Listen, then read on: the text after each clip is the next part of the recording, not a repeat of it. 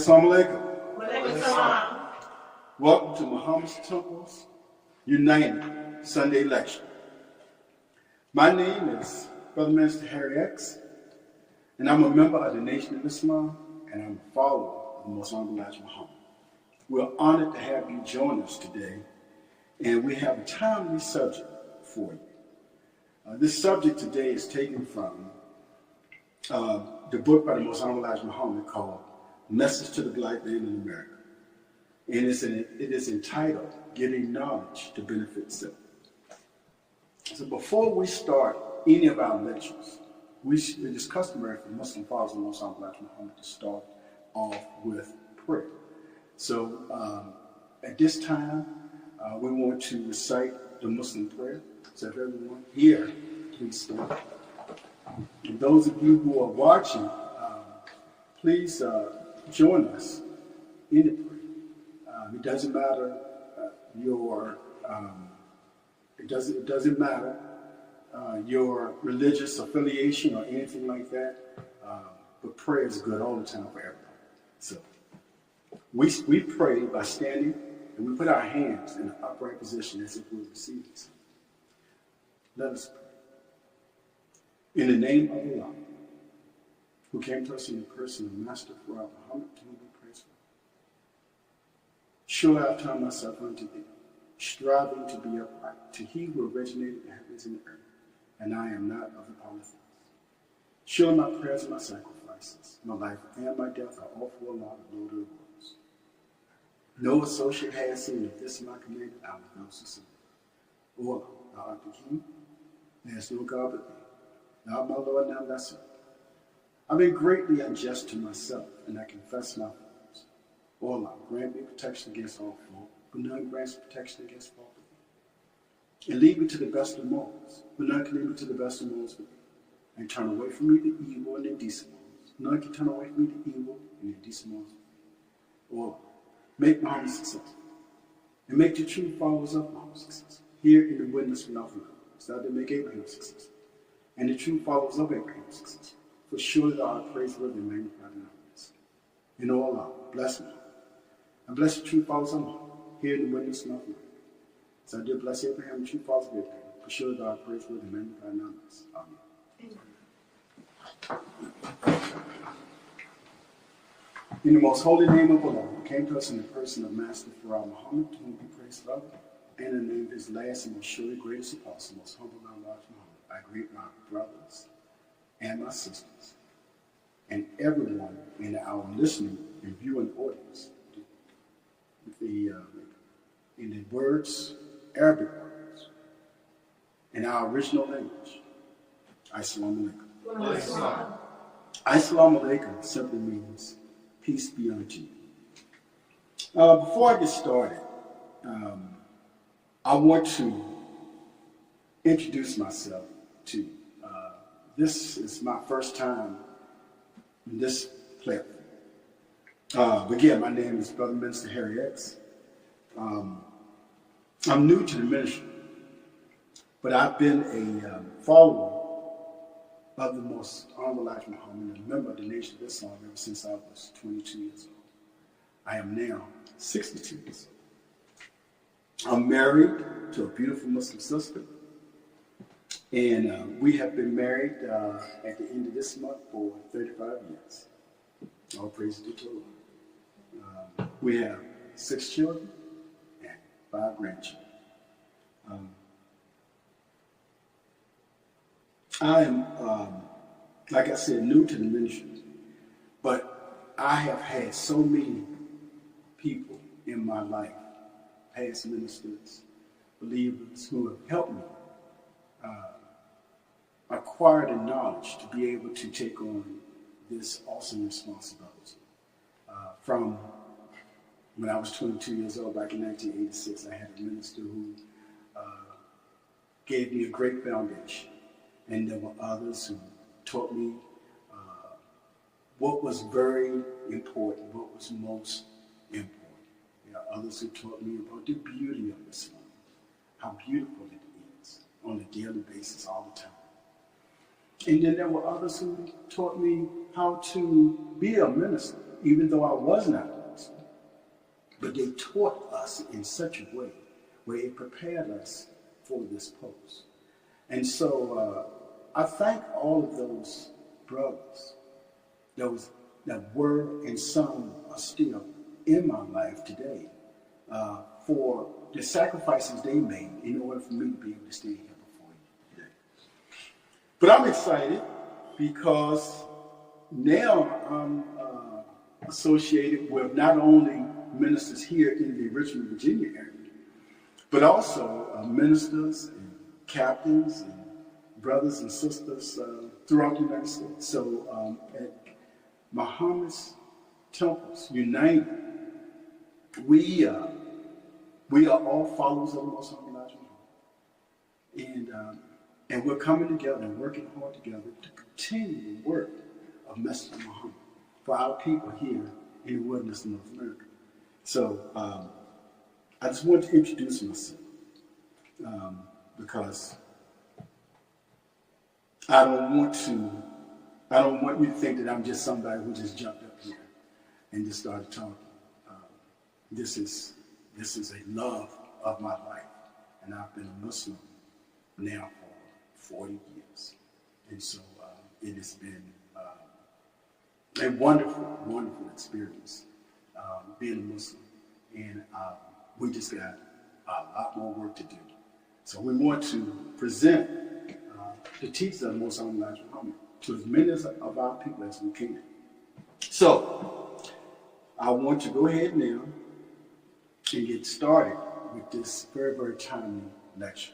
As I said earlier, the lecture is being taken from this book, Message to the Black Man by Most Honorable Elijah Muhammad. If you do not have this, please try to get it.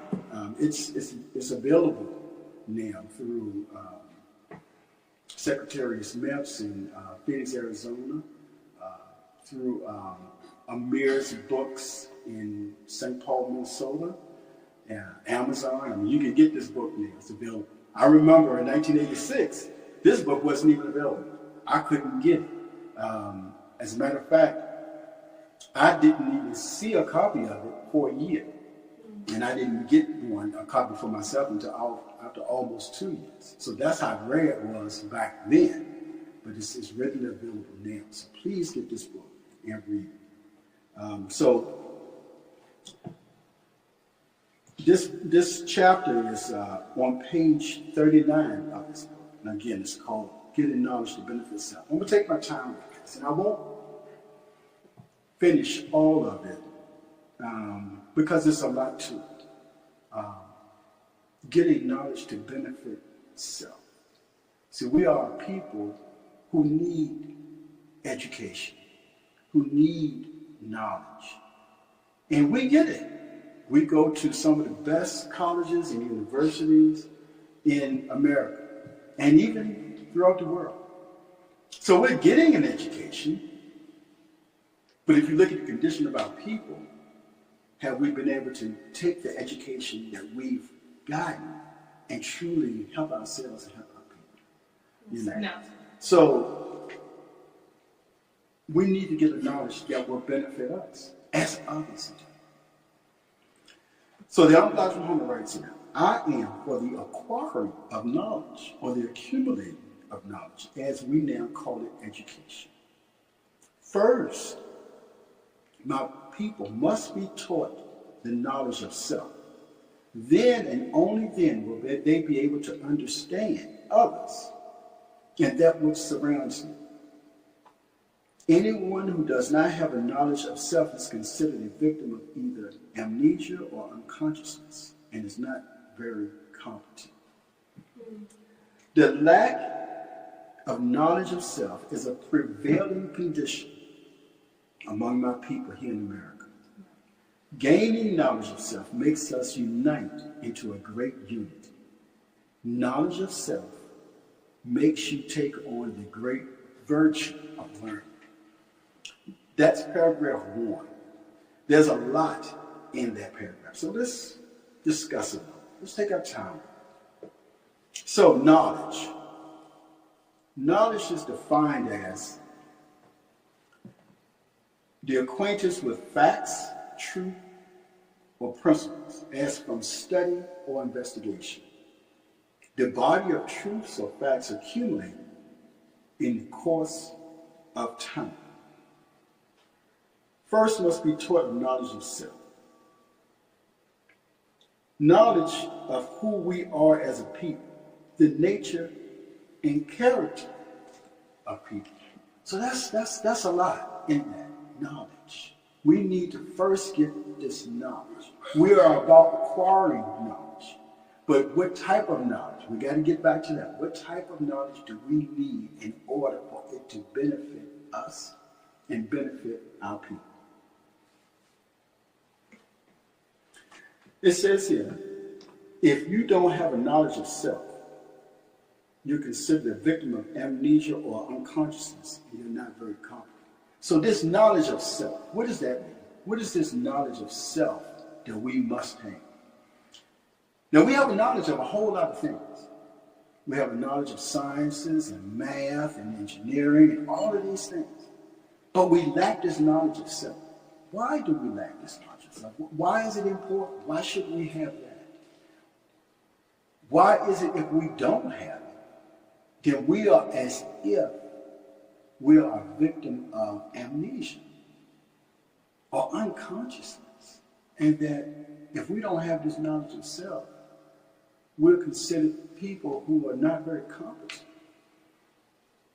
See, if you don't have a knowledge of who you are and where you came from, one example is what could happen is you could repeat past mistakes or not be conscious, like that unconsciousness, or not be conscious of it. I was listening to a brother from the Congo, and he was talking about King Leopold. So back in the 1800s, there was a conference called the Berlin Conference where a lot of European countries came together, and these are European countries, they came together to decide how they were going to carve up Africa for themselves. And one of those countries was Belgium. And Belgium had this ruler, and his name was King Leopold. King Leopold was a horrible person. And he treated our people horrible. He killed more than 10 million of our people. And when we didn't work hard enough to his satisfaction, he instructed his soldiers to cut off the hands of the people who didn't work. I mean, this is... And now this leader of the Congo, he was angry with the people because he said that they act like it didn't happen, that they have just forgotten all about it. And now you look at the Congo, no, you don't have anybody getting their hands cut off.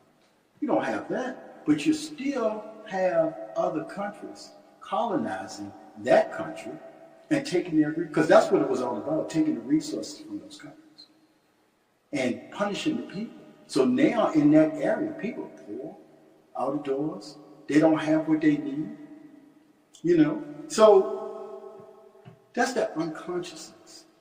And it's because they've forgotten their past. And if they've forgotten their past, then they don't have the knowledge of themselves. So what happened to us? Why don't we have a knowledge of our past? Why don't we have a knowledge of self? Why don't we know about ourselves prior to slavery? Why can't I trace my ancestry back easily? Why don't I know what African country my people came from? Whether it be Nigeria or Congo or wherever. Why don't I know? We were brought over here how?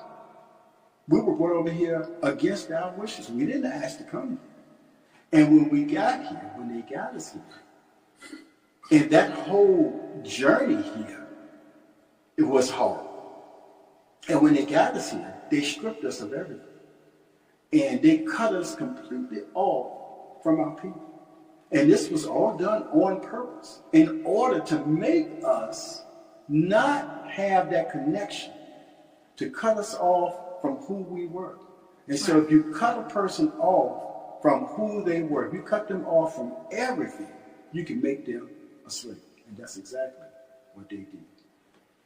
Unfortunately, in so many respects, we're still cut off. So now we must gain this knowledge of self in order for us to be able to be a free people, truly. To be able to be an independent people, truly. This part about incompetence. A lot of our people are very educated. Very, very educated. They hold or have held some of the highest positions in government. Of course, we've had a black president, black first lady. We've had a black vice president. From politics, we've had black people run many of some of the biggest companies in America. We've had black people do some extraordinary things, and they've done a lot of these extraordinary things based upon the education that they got from this one. But what has it done for us truly as a people? Nothing. Not much. Not much of anything.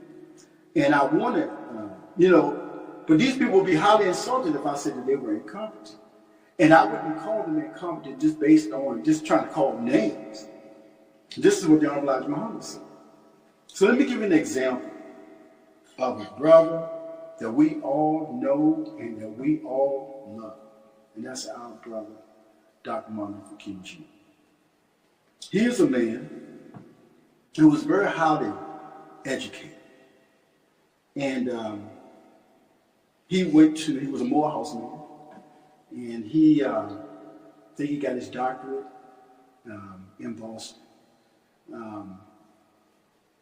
Very, very prestigious school in that area. He's written books. He's done many great things. But what he did it truly help our people? No. Did it get us out of the condition that we were in? No, sir. No, it did not. See, and he was a very highly educated man. Now, when he met with the Honorable Elijah Muhammad, and he met with him, I think it was in 1968 when he met with him. After that meeting, they were able to come to an agreement on some things. And see, that's how you build unity, right? You have to first, be able to agree on something. So they were able to come to an agreement about the condition of our people and how to get out.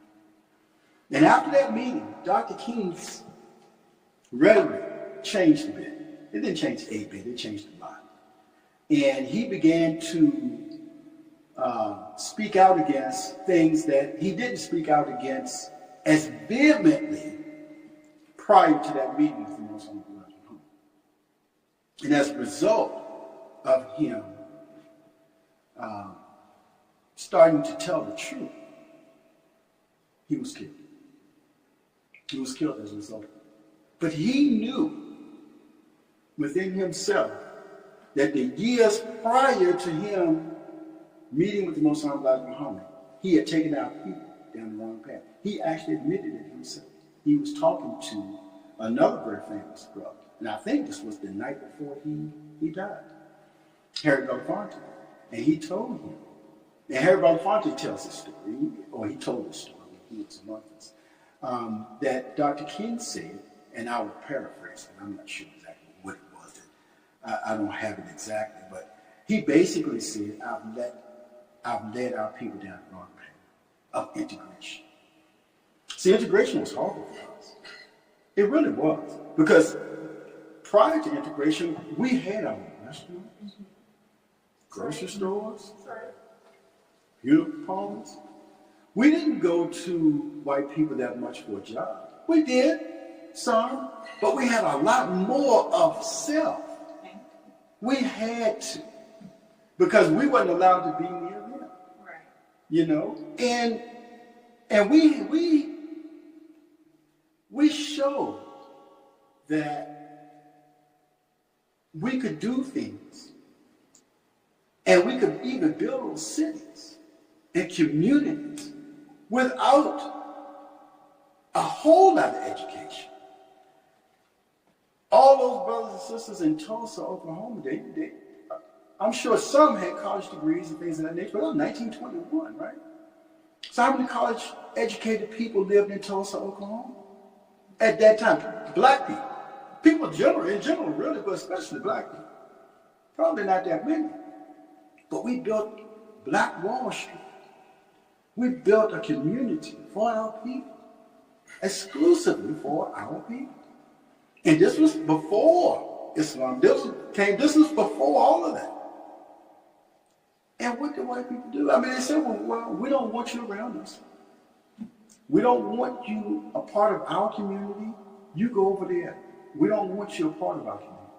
We don't want you near us. Those black people came together in unity. They had something that they could agree on. And what was it that they could agree on? They could agree on the fact that white people didn't want you near them. They said, okay, fine. So they got together. They had doctors amongst them. They had doctors' offices. They had grocery stores. They had banks. Yes. Stock market. Yeah.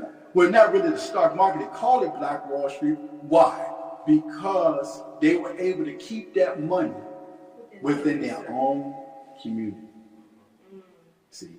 And they built up this beautiful area in that town. Until what happened? Until white people began to see what we were doing, got jealous, and they pulled that trick that they always pull. And that is that a black man is after some white woman, which was not the case at all. And they burned that city down. They killed, it's reported 300 people. It probably was more than that. And they used airplanes, stuff like that, to bomb the city and burn it all the way down to the ground. And there were many other massacres around the United States throughout the 20s, 30s, 40s, 50s, 60s, where black people tried to come together and do for self. And white people saw that we was doing it, and they got mad, and they killed us. So, Dr. King admitted that that was not the right way for our people to go. And this is no knock against Dr. King, as I said. You know, we love Dr. King. And I wish he would have come all the way on in and been a Muslim, because where would we be now if that happened? If the opposite, quite the opposite. This was a brilliant man, and probably one of the greatest orators that our people have ever produced. So he had a lot of talent. The message says here about gaining the knowledge of self makes us unite into a great unity. So we a lot of times we black people, we talk about unity. We got to unify. We got to get together. We got to do that. Well, let's start with gaining a knowledge of self. Because if we gain a knowledge of self, we will gain a love of self. We gain that love of self, then we will gain that love of each other. And then when we come together, it'll be natural. When we come together, we'll be able to work in harmony with each other. But we have to get that knowledge of self. How you get it? You read. You study. You pick up every book that you can. Why do you think there's a push to erase our history? Isn't there a push nowadays to erase our history? By this administration and by others. To erase our history. To ban books. To try to make what our past was not seem that bad. To try to not even tell it. To not even want our people to tell them they know. To certainly they don't want their own children to know that wicked past. But it's wickedness going on right now too. So we don't need to just talk about the past. We can talk about what's going on right now. Anytime you have someone who says that they desire to destroy a civilization, someone said, this administration, I will destroy a whole civilization. Who says that? What type of person would say something like that? The devil. I think so. I don't see no God-fearing person saying anything like that. No. So to move on, as a people, we should be zealous about acquiring knowledge. We should be obsessed. We should spend so much time trying to acquire knowledge, books, papers, from each other. And we should get a certain type of education. The message says here, my people, I'm skipping around a bit, my people should get an education which will benefit their own people, and not an education adding to the storehouse of their teaching. We need education, but an education which removes us from the shackles of slavery and servitude. Get an education, but not an education which leaves us in an inferior position and without a future.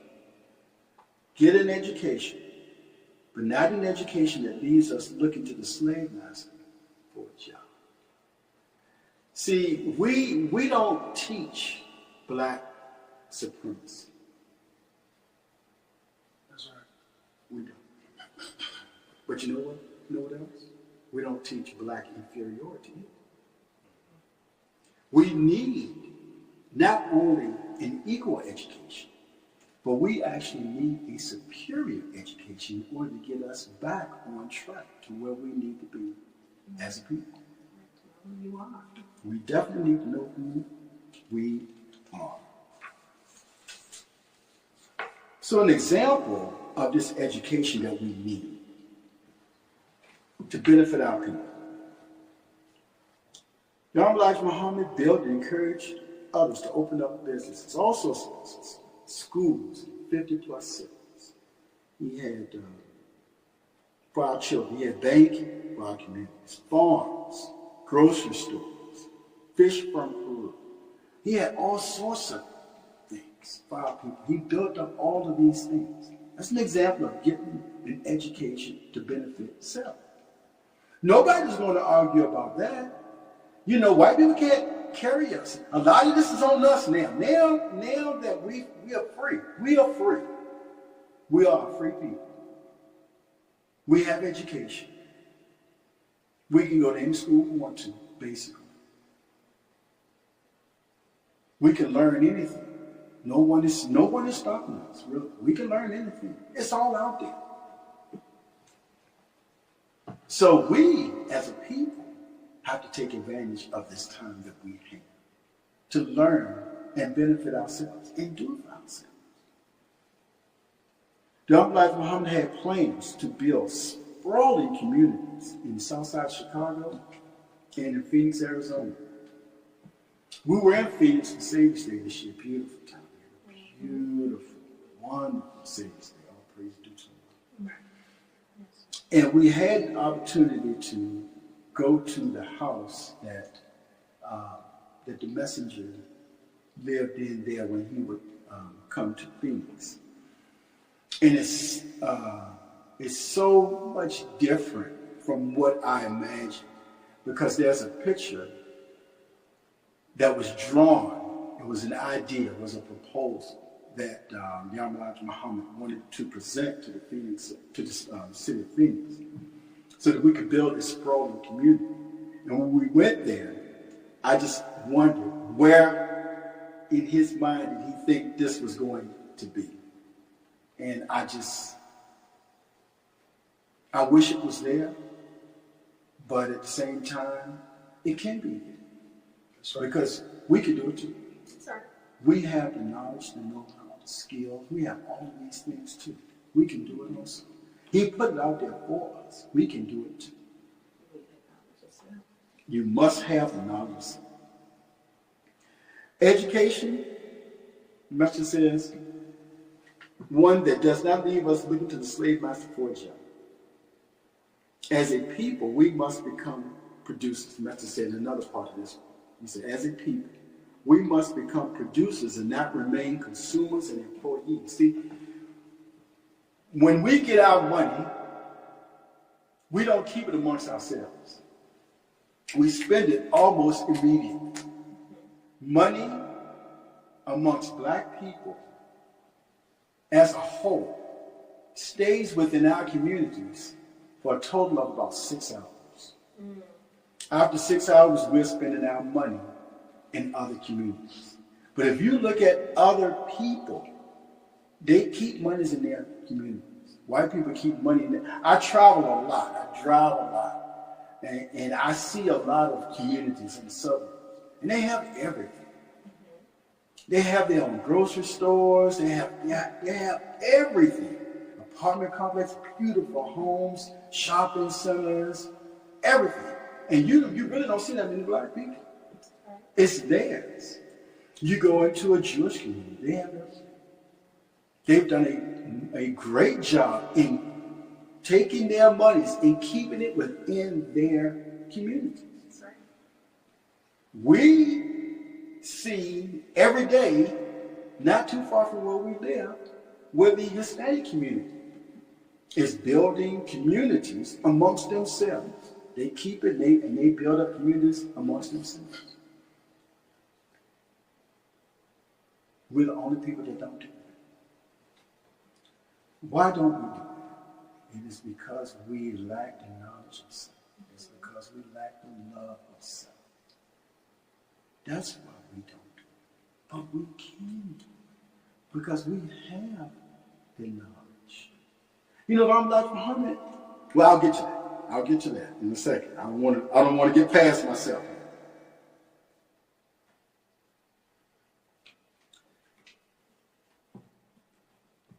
We must acquire land in order to be able to produce jobs for ourselves. As Mr. said, that raw material. We need to be able to go out and extract raw material from the land and build things that are useful to us. We need everything. And we need the land in order to be able to do it. But then we need the expertise. We need people who are qualified in order to be able to extract raw minerals out of the land. We need to be able to feed ourselves. Yes, sir. We need to be able to feed ourselves and feed ourselves well. Without chemicals, without pesticides, and all that. We need to study. When I said get a knowledge to benefit self, go and study for it. That's something that a lot of people, a lot of black people, you don't have to have all the land in the world to get started. You can just have your backyard. Matter of fact, a lot of people start gardens, or not gardens, but they start plants inside their own homes, inside their garages, and sheds and things of that nature. But they're gaining that knowledge to be able to do that. Study, fast. Pay attention to your health. Study it. Whatever it is that you want to know about, you can find it in the book. We will teach lectures on, I don't even want to say it, but I'm going to say it just to tease you a bit. We will teach lectures on how Master Fard Muhammad, Lord Person, how he came to be, and what his father had to do in order for him to gain the knowledge that he had, in order for him to be a lying person. Read, brothers and sisters. Study. We really need to do that. And then gain this knowledge and use it to benefit ourselves. The Master gave us some things to do as a people that we can do in order to get this unity. Because once we get the knowledge, we got to come together. We got to do something. We can't just get the knowledge and keep it for ourselves. What a lot of our people do. They get the knowledge, but I got mine. You know. He gave us 12 points. Separate yourself from the slaves. So we really need to be as separate from white people as we can. We need to be amongst ourselves. Nothing against them. We're not trying to harm them. We're not trying to do anything to them. We're just trying to be amongst ourselves. Just like they are. Like I said, I go up to these communities and stuff. It's all white people. It's all of them. They look at you strange because you're there, unless you're there to work or serve them in some way. But as far as going to live there, they're looking at you like you don't belong here. You know, they even have their police follow you. If they even think that you're there outside of what you should be doing there, working for them, cutting their grass, watching their children, or walking their dog or something. That's all they look at us for. So we need to separate ourselves from them. Yeah, let them have theirs over there. We'll have ours over here. That's fine. Pool your resources, education, and qualifications for independence. As we do as Muslims, we put our monies together. When we put our monies together, we are able to do so much more when we put our monies together. And we're much happier with the results of what happens when we put our monies together. Pool our education also. We have degrees. We have knowledge. My son studied construction management, and I said the deer was eating up our food in our garden for the last few years. I said I need a fence, and I went to price fence. It was thousands upon thousands of dollars. And my son said, I'll do it. And he took his education. And not only did he do it, but he brought people around so he could teach them how to do it. That's right. So that's gaining knowledge of self, you taking it and using it, and then you passing it on. Yes, that's what we're supposed to be doing as people. Pool your resources, education, and qualifications for independence. Stop forcing yourself into places where you are not. Yes. Oh, if they don't want us there, that's fine. Whatever it is that you desire that they have, you can get it for yourself. You don't have to go there. Give an example. When we go to some of these stores, I won't call the store's name, but y'all know the stores I'm talking about. Clothing stores. Stores that sell purses. And you have people following you around, stuff like that. And they do. You know, making sure you don't steal something as if we're just thieves. we're the thieves and the robbers, but they robbed the whole people. But we're the thieves and the robbers. So that's okay. We don't need to go to their store.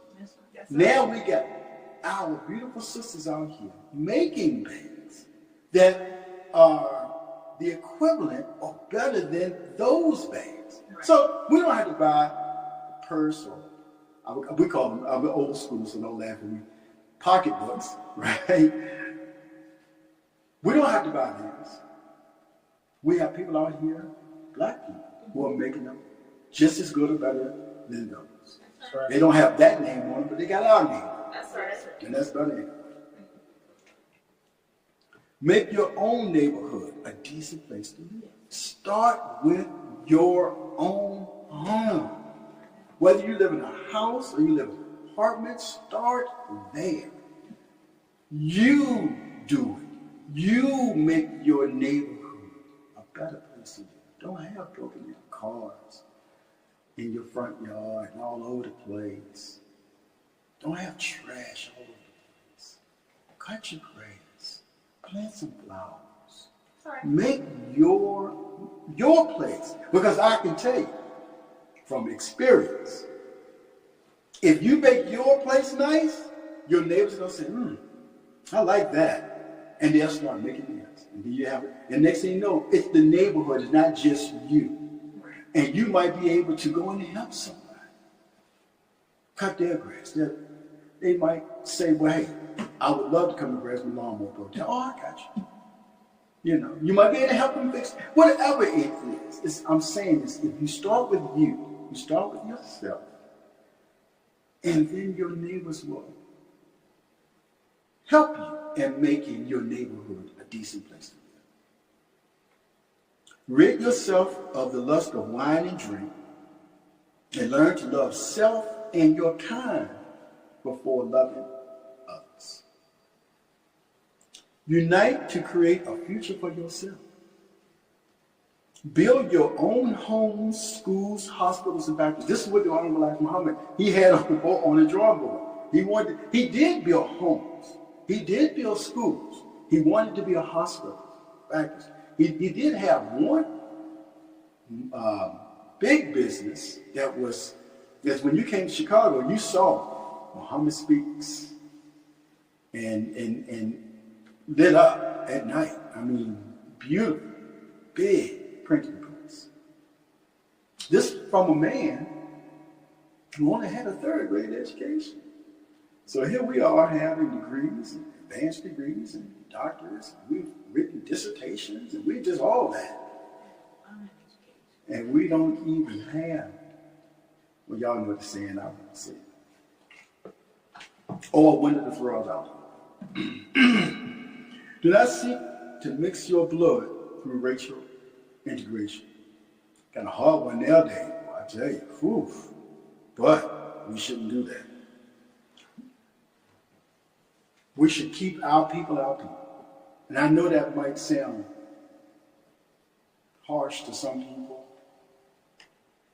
but it's not harsh. This is what we should do. This is a must. We'll go much further into that in other lectures. Stop buying expensive, here you go. Stop buying expensive cars, fine clothes, and shoes before being able to live in a fine home. So there's nothing wrong with having all those fine things, but help find home first. And the message said find home. He didn't say a fine house. See, a house said you want to have a fine house. Certainly. But a home and a house is a house. A home is what you make it. Make that fine.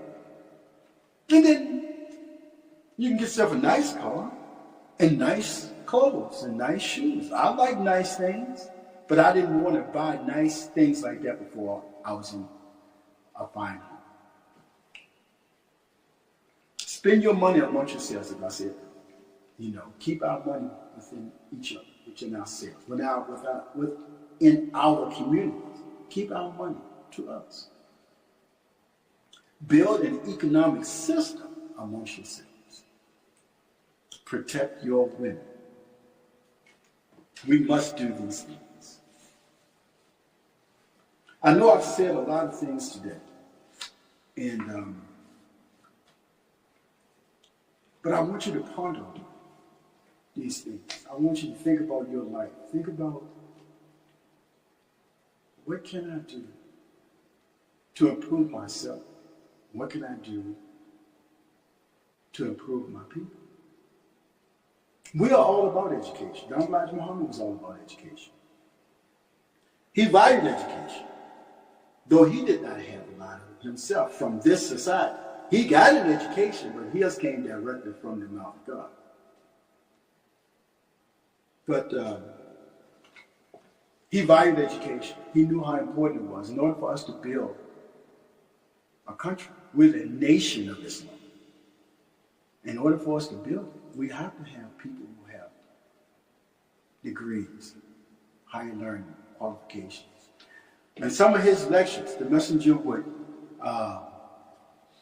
called the names of people who were visitors in the audience. He said, well, so this is Dr. So-and-so, and this person is a doctor, and this person over here, this is a teacher, we need you, and this person is a nurse, and this one is a plumber. He called people of all walks of life, all different types of expertise that they had. And he would call them out and tell them how much they were appreciated for what they've sacrificed in order to be able to be qualified. And he also told them that, we need you. We need you. We need your help to build this nation. We need your help to teach our children. So our children should be completely separated in teaching. So I've been talking about adult things here. Well, let's spend a few seconds or a few minutes on the children, because we have to start there at the cradle. That's where you started at. When I have my two oldest sons are about to be married. All praise due to the Lord. And inshallah, they will add to our 5 grandchildren that we have. And when they do, they would do what they saw their parents do. Because my wife taught them from the cradle and continues to this day. And it's very important that happens. We have to teach our children properly. We have to build schools. We're trying to do that right now. We're trying to build schools because we know in 3 years we're probably going to have a 3-year-old or a 2-year-old. We start them out early in teaching and training. And we have to have a proper educational facility to house them. And so we're looking to do that right now. And there are many other Muslim communities throughout the U.S.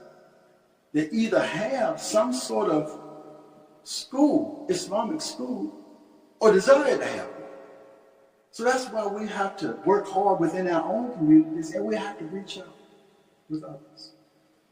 Because there's some other people that may be doing something that we can learn from. So we can't be so proud and think that, well, we can't learn from our own brothers and sisters.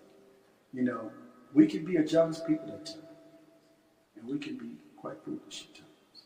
And we need to overcome all those things. See, gaining that knowledge of self helps us in all of those things. And that's why I read that 12-point program, because those 12 points helps us. And there's so much more.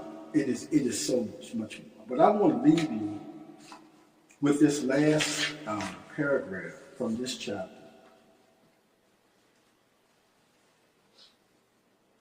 Because it kind of sums it up. Imam Elijah Muhammad says, one of the attributes of Allah, the all-wise God, whom we will teach specifically on many, many times, who is the supreme being, is knowledge. Knowledge is the result of learning and is a force or energy that makes it bearer, accomplish, or overcome obstacles, barriers, and resistance. In fact, God means possessor of power and force. The education my people need is that knowledge. The attribute of God, which creates power to accomplish and make progress in the good things or the righteous things. Not progress in some nasty, filthy thing. We have tried other means and ways, and we have failed. Imam Elijah Muhammad says to our people, why not try Islam? It is our only salvation, and it is the religion of Allah, His prophets, and our forefathers. Yes, sir. Brothers and sisters, that is just a really brief introduction to this. But I want you to think over what I said. But it's not what I said. What I said today is from Allah's message, the Muslim Rajah. Think about it. Ponder, read, study. Gain this knowledge, and then use that knowledge to benefit yourself, your family, and our people. And you will see that when you do that, you will see that we have a glorious future. I want to thank you so much for your attention today. And I will leave you as I came before you in the greeting words of peace and paradise in our original language. Assalamu alaikum.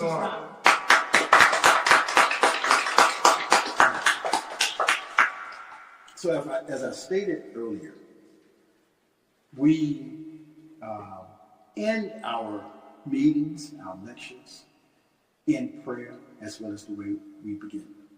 So at this time, I ask you to please join us in reciting of the Muslim prayer. Again, we stand and put our hands up as if we're receiving. In the name of Allah, who came to us in the person of Master Farad Muhammad, to whom we praise love, the beneficent and merciful, Master of this day of judgment which we now live. To thee alone do we serve, and to thee alone do we beseech for thy name, O Allah. Guide us along the right path.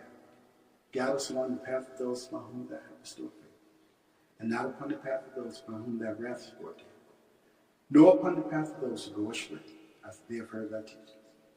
We say, He, Allah, is one God. Allah is He upon whom there is nothing independent, but upon whom we all must depend. He neither begets nor is begotten, and there is none like unto Him. And I bear witness that there is none who deserve to be served or worshipped besides Allah, who came to us in the person of Master Farad Muhammad, to whom we praise God. And I bear witness that the most honorable Elijah Muhammad, the true servant, last and greatest apostle. Amen. Amen.